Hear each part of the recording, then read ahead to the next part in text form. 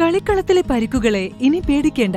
എല്ലാവിധ സ്പോർട്സ് ഇഞ്ചുറികൾക്കുമുള്ള സമഗ്ര പരിഹാരം ഇവിടെയുണ്ട്.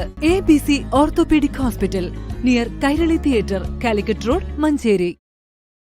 മഞ്ചേരി നഗരത്തിലെ അനധികൃത തെരുവ് കച്ചവടങ്ങൾക്കെതിരെ ശക്തമായ നടപടി ആവശ്യപ്പെട്ട് കേരള വ്യാപാരി വ്യവസായി ഏകോപന സമിതിയുടെ നേതൃത്വത്തിൽ ജൂലൈ 2-ന് മഞ്ചേരി നഗരസഭയിലേക്ക് പ്രതിഷേധ മാർച്ച് സംഘടിപ്പിക്കുമെന്ന് ഭാരവാഹികൾ വാർത്താസമ്മേളനത്തിൽ അറിയിച്ചു.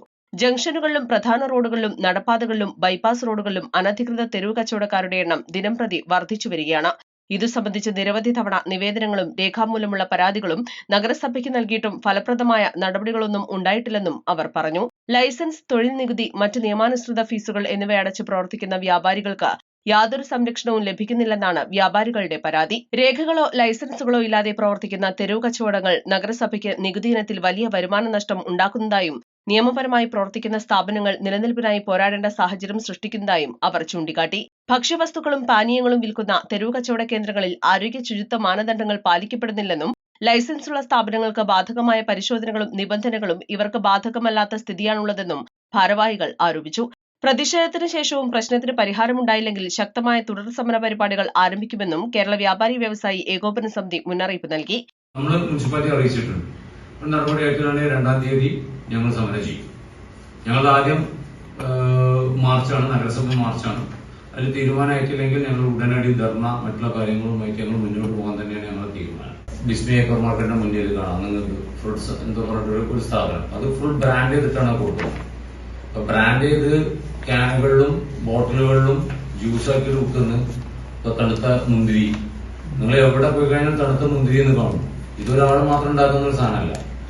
തണുത്ത മുന്തിരി ജ്യൂസ് എന്ന് പറയുമ്പോൾ നമ്മള് അതിൽ നിന്ന് നമുക്ക് മനസ്സിലാക്കാം ഇതൊരു വലിയൊരു നെറ്റ്വർക്കാണ്. ആ നെറ്റ്വർക്കിന്റെ ഭാഗമായിട്ടാണ് അത് ഉള്ളത്. ഇത് മാറ്റപ്പെടുന്നില്ല. മാത്രമല്ല, ഇപ്പോ മത്സ്യം അല്ലെങ്കിൽ വെള്ളം പരിശോധന റിപ്പോർട്ട് വേണം, ഹോട്ടലുകൾ നടത്തണമെങ്കിൽ അതിന്റെ മാനദണ്ഡങ്ങൾ വേണം. അങ്ങനത്തെ ഒരുപാട് പ്രശ്നങ്ങളുണ്ട്. ഈ കഴിഞ്ഞ ദിവസമൊക്കെ നിങ്ങൾക്കറിയാം, മഞ്ചേരിയിൽ സാംക്രമിക രോഗങ്ങളുമായി ബന്ധപ്പെട്ടുകൊണ്ട് പരിശോധന നടക്കുമ്പോൾ നടത്തപ്പെടുന്ന ഭൂരിഭാഗം സ്ഥാപനങ്ങളും തെരുവച്ചവടങ്ങളുമായി ബന്ധപ്പെട്ടിട്ടാണ്. പക്ഷെ വ്യാപാര സ്ഥാപനങ്ങളിൽ നടന്നു എന്നാണ് പുറമെ വരുന്നത്.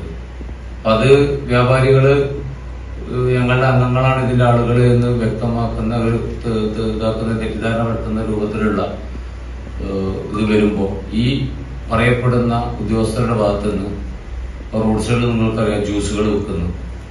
ഇതിന് വില ഗുണനിലവാരമോ അല്ലെങ്കിൽ വെള്ളത്തിന് പരിശോധനയോ കാര്യങ്ങളൊന്നുമില്ല. വാർത്താ സമ്മേളനത്തിൽ unit president Nibil Ibrahim, general secretary Sakkeer Chamayam, ഭാരവാഹികളായ നാസർ ടെക്നോ, മുഹമ്മദ് ഷെരീഫ്, കെ ഖമറുദ്ദീൻ എന്നിവർ പങ്കെടുത്തു. East live, Manjeri.